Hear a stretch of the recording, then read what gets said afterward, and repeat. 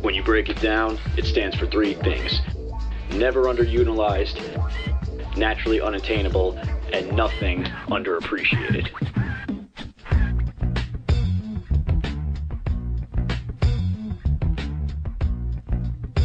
Anything that we've done, all the milestones that we've, been through, whether it's good or bad ones, it's all shaped and morphed us into who we are today.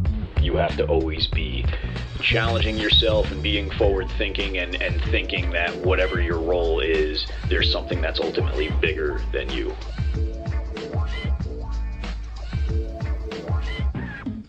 We've always been athletes and we've always been creative people, so when you put both of those things together, you get the NÜ Graysons.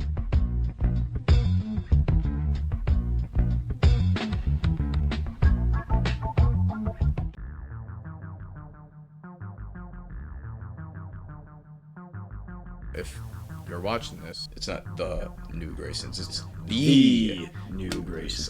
When you break it down, it stands for three things: never underutilized, naturally unattainable, and nothing underappreciated. Or even emphasizing on we even tried coming up with different ways. We were joking, we were listening to Megan Thee Stallion. Megan Thee Stallion, it's the NÜ Graysons. The NÜ Graysons. Yeah. So I was like, well, everyone is just going by the whatever. It sounds repetitive. If we're gonna be using that, we have to go about things slightly different. What you see is what you get. I wear a hat in and out of the ring. He has blonde hair in and out of the ring. We've always been athletes and we've always been creative people. We've always just wanted to, again, just be ourselves, and we've always wanted to pull influences from outside of wrestling to put it back in. Once we came back from Alaska the fifth time and didn't really have, a clear schedule after the chairs match, we went to the Limp Bizkit concert and we stopped wrestling for a hot minute. Last booking I did was with JGeorge, Kaju Big Battle. That's right, yeah. That was Silver Potato, and after that was on Easter Sunday. It was on Easter, but I needed that break to just figure some things out. And during that time, we went to the Limp Bizkit concert, and we, did a lot of soul searching, and that's when we just, figured out at least where we want to go. But then in a few weeks, that's when we were just again doing the drives, motivated, coming up with cool ideas, coming up with the different gear concepts, the presentation of where we were trying to go. I got so sick of wearing tights in the past, wearing kick pads or whatever, and I was like, fuck it. I've been watching a lot of Backseat Boys lately and been feeling my late 90s, early 2000s nostalgia. Came up with the NÜ, and I just really, I'm tired of thinking of just a different name because everyone's telling us that we're known as the Graysons. So I was just like, fuck it, NÜ Graysons.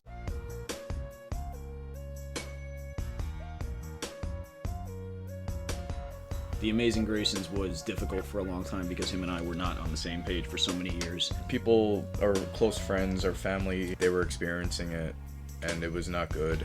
And it ruined a lot of things that we could have done. It's part of growing up. We just got tired of being antiquated and, caring so much about what people thought of us. For so long, we worried so much about, oh, what do these guys think of us? Or, what if they don't like me? Or, what if the boys aren't cool with me? None of that shit mattered. And, for the longest time, it was go in there and be pro wrestlers, go in there and, put on tights and put on kick pads or, put on boots and put on an outfit or whatever and put together a wrestling match. And we spent so many years just falling flat on our faces, just trying to be the pro wrestlers. Just being corny about it and trying to be this larger than life character or image that just clearly wasn't us, or it wasn't just meant to be.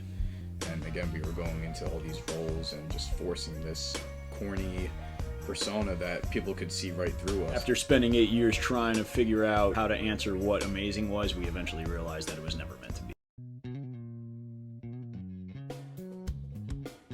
The idea was always there. It was in front of us this whole time. Mm-hmm. If we were talking recently of how it came to be, recently you can say the catalyst of this whole thing was when we had the chairs match at Wrestling Open, and that was just a little taste of what was to come. It really started back in, I would say, October of 2021, after the Waves and Curls match at Beyond, when shortly after that, we were eventually split from our manager at the time, Jared Silverclight.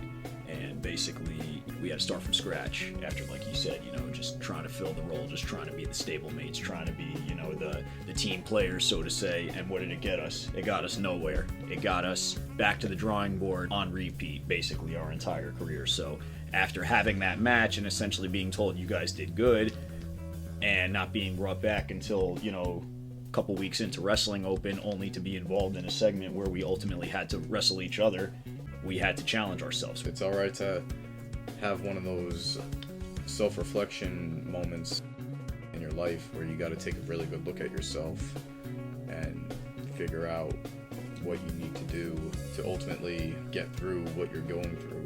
We had to step outside of our comfort zone, and in working the feud with each other, it allowed us to step outside of our comfort zone.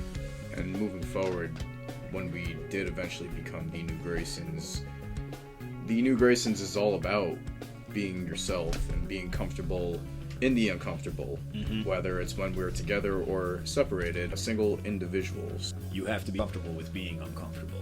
Being comfortable with yourself. It doesn't matter what you like, what you believe in, none of that matters.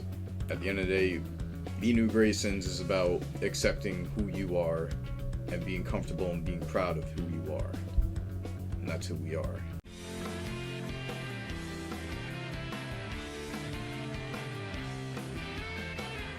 This is the first time I'm actually proud and enjoying and totally behind of what him and I are doing as a tag team.